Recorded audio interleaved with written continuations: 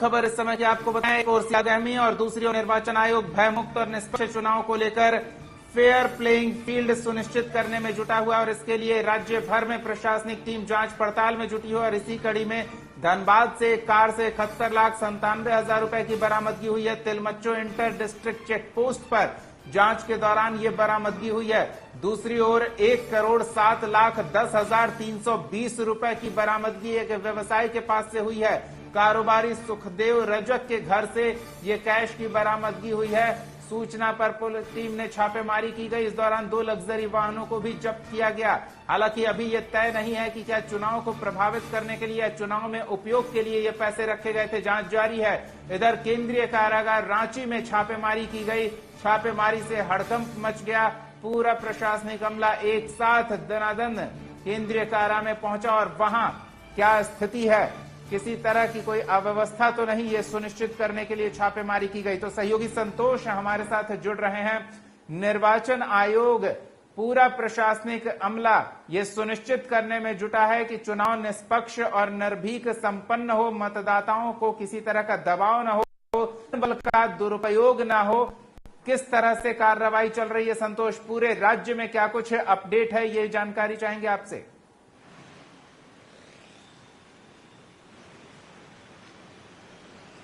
देखिए, लगातार जिस तरह से चुनाव आयोग मुख्य निर्वाचन पदाधिकारी के रवि कुमार के निर्देश पर कल देर रात कोडरमा से और आज धनबाद से लगभग 75 लाख रुपया, धनबाद से 1 करोड़ रुपया कोडरमा से जब्त किया गया और उससे कई लग्जरी वाहन भी जब्त किया। यहाँ धनबाद में चेक पोस्ट से वहीं दूसरी ओर शांतिपूर्ण और निष्पक्ष चुनाव हो, इसको लेकर जो आज केंद्रीय कारा रांची है उसमें एक संयुक्त छापामारी की गई कि आखिर जेल से कोई ऐसी गतिविधि न हो जिससे चुनाव प्रभावित हो। कई बार सूचना आता है कि जेल से लोग धमकी देते हैं, चुनाव को प्रभावित करने के लिए प्रलोभन देते हैं, धमकाते हैं। तो इसको लेकर लगातार चुनाव आयोग की टीम नज़र रखी है और उसके दौरान आज ही जिला निर्वाचन पदाधिकारी सह डीसी रांची के द्वारा एक टीम गठन कर जेल में छापामारी की गई। वहां से कुछ तो बरामद तो जरूर नहीं हुआ, लेकिन इस छापामारी से लोगों के बीच में हड़कंप है। यह अभियान रांची ही नहीं, पूरे झारखंड में सभी जेलों में चलाया जाएगा और इसके पहले भी कई बार जेलों में, रांची के विभिन्न जिलों के जेलों में छापामारी की गई थी और कई तरह से हिदायत दिया गया था, अगर मोबाइल जब्त होता है या कोई भी नशीला पदार्थ जब्त होता है तो उसको लेकर एक अलग से प्राथमिकी दर्ज होता है, जिसके वार्ड से यह सामान बरामद होता है उनके खिलाफ एक प्राथमिकी दर्ज। तो कुल मिलाकर जो स्थिति है कि जो राज्य निर्वाचन आयोग के रवि कुमार है, लगातार चाहे वो आयकर विभाग के लोग हों, चाहे पुलिस पदाधिकारी के लोग हों, चाहे जिला स्तरीय डीसी और जिला निर्वाचन पदाधिकारी, लगातार समीक्षा कर रहे हैं और उनका साफ निर्देश है किसी को भी कोई भी प्रलोभन देकर वोटरों को प्रभावित न करे, इसका ख्याल रखें। और लगातार आप जो चेक पोस्ट बॉर्डर इलाका, चाहे बंगाल की बात करें, चाहे उड़ीसा की बात करें, चाहे बिहार की बात करें, आप जो चेक पोस्ट है उसको दुरुस्त करें और लगातार वाहन की चेकिंग करें कि किसी प्रकार का कोई जो सामान है, चाहे वो पैसा हो, चाहे शराब हो, चाहे कोई भी बांटने वाला सामान जो मतदाताओं को प्रभावित न करे, इसका ख्याल सुनिश्चित रखें और जो भी स्थिति है उसकी अद्यतन रिपोर्ट हमें सबमिट करें। तो आप 1 दिन 2 दिन पूर्व भी निर्वाचन आयोग के द्वारा सभी डीसी के द्वारा डीसी के साथ वीडियो कॉन्फ्रेंसिंग से निर्देश दिया गया था कि यह तरह किसी प्रकार का किसी भी जिला में गड़बड़ी अगर होता है, किसी भी मतदान केंद्र पर कोई गड़बड़ी का शिकायत आता है या किसी भी मतदाता को धमकाया जाता है तो इसका जिम्मेवार आप होंगे। तो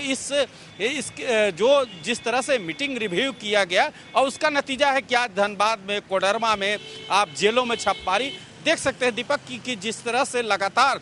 चुनाव आयोग तो एक्टिव है, जो जिला स्तरीय टीम है, डीसी स्तरीय डीसी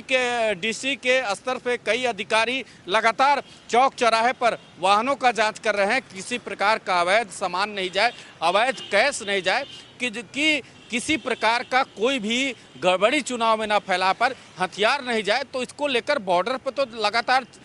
चेकिंग अभियान चलाया जा रहा है, लेकिन जिले के कई जो चौक चौराहा, प्रसिद्ध चौक चौराहा पर जिला अधिकारियों के द्वारा और जो उड़नदस्ता टीम निर्वाचन आयोग के द्वारा जो डिप्यूट किया जाता है, बिल्कुल संतोष, चौक चौराहों पर बॉर्डर इलाकों में जांच के लिए टीम तैनात रहती है और ये सबको दिखता भी है। लेकिन एक बड़ी चर्चा होती है कि जेलों के अंदर से लोग बाहर संपर्क करते हैं। कई ऐसे गैंग हैं जिनके सरगना जेल में हैं, लेकिन वो बाहर उनका गैंग सक्रिय रहता है, गाइडलाइंस मिलते रहते हैं। कई ऐसे नक्सली हैं, कुख्यात नक्सली जो चुनाव को प्रभावित कर सकते हैं, वो जेल में बंद हैं, लेकिन बाहर अपने संगठन के सदस्यों को नियंत्रित करते रहते हैं, उन्हें अपने आदेश पहुंचाते रहते हैं। तो जेल से बाहर का संपर्क टूटे, चुनाव को प्रभावित करने का कोई दुस्साहस न करे, इसको लेकर कह सकते हैं केंद्रीय कारा में जो छापेमारी हुई है वो भी महत्वपूर्ण है। ईसी भी ये सुनिश्चित कर रहा है कि जिस तरह की चर्चा के कारण प्रशासनिक तंत्र बदनाम होता है, उन चर्चाओं को खत्म किया जाए, जेल का कनेक्शन बाहर से पूरी तरह से काटा जाए।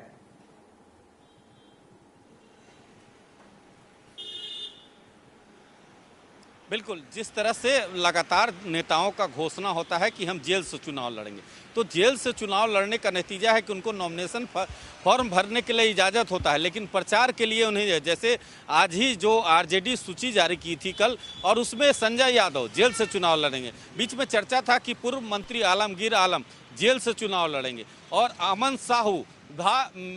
साहू जो गैंगस्टर है, बिहार झारखंड का ही नहीं, पूरे कई छत्तीसगढ़ उड़ीसा की बात करेंगे, गैंगस्टर की भी चुनाव लड़ने की बात आ रही थी, लेकिन अभी तक हाई कोर्ट से परमिशन नहीं मिला है। अब देखना होगा कि इस पर नज़र रखने के लिए कि क्या आलमगीर आलम जो मंत्री हैं, मनी लॉन्ड्रिंग में बंद है, घोटाले में, ग्रामीण विकास घोटाले में 32 करोड़ रुपया उनके यहाँ बरामद हो, तो क्या जेल प्रशासन या निर्वाचन आयोग को ऐसी सूचना कुछ होगी तो उसको लेकर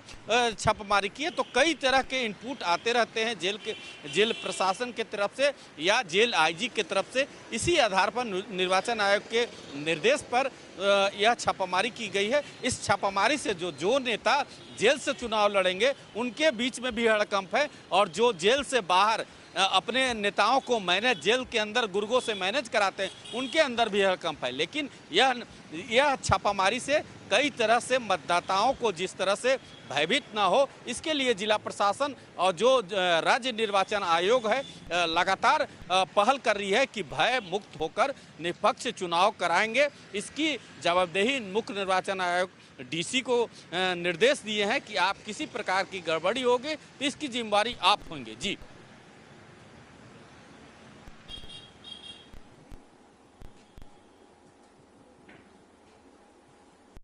और सिर्फ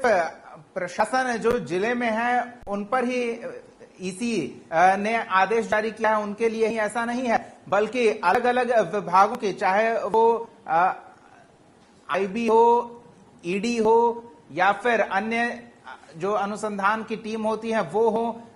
वन में जो टीम है वहां गतिविधियों को, अवैध गतिविधियों को नजर रखती है, जो नजर बनाए रखती है, रोकने की कार्रवाई में जुटी रहती है। तो हर क्षेत्र पर, चाहे खनन माफियाओं पर नियंत्रण करना हो, पैसे के आवागमन पर नियंत्रण करना हो, हर तरह से नजर बनाए रखेगी टीम।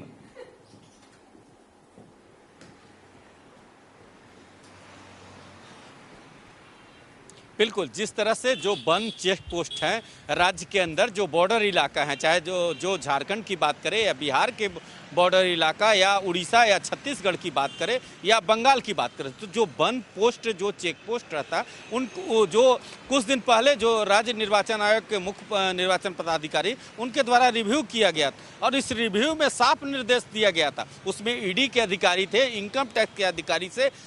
सेल टैक्स के अधिकारी थे, और जो वन विभाग के डीएफओ रैंक के अधिकारी थे वो भी उपस्थित थे। उनको सख्त निर्देश दिया गया था कि कि ठीक है सड़क मार्ग के द्वारा डीसी और पुलिस स्तर पर चेकिंग किया जा रहा है, लेकिन जंगल के क्षेत्र से किसी प्रकार के कोई अवैध हथियार न पहुंच जाए, अवैध कैश न पहुंच जाए, इसकी भी निगरानी आप चेक पोस्ट के माध्यम से करें और लगातार डीएफओ रैंक के अधिकारी उस बॉर्डर इलाकों या वन क्षेत्र में जो चेक पोस्ट है उसको दुरुस्त करे और किसी प्रकार की गड़बड़ी होगा तो डीएफओ को भी मुख्य निर्वाचन पदाधिकारी के द्वारा निर्देश दिया गया था, एक तरह से चेताया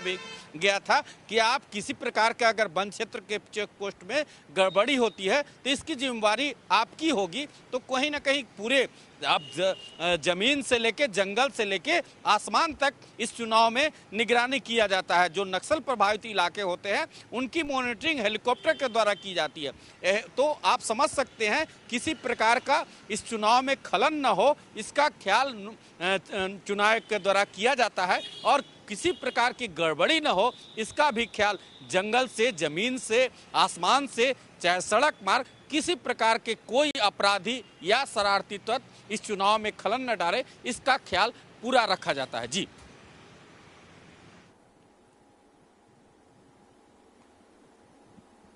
चलिए, बहुत बहुत धन्यवाद संतोष इस तमाम बातचीत और जानकारी के लिए। तो एक और जहां सियासी दल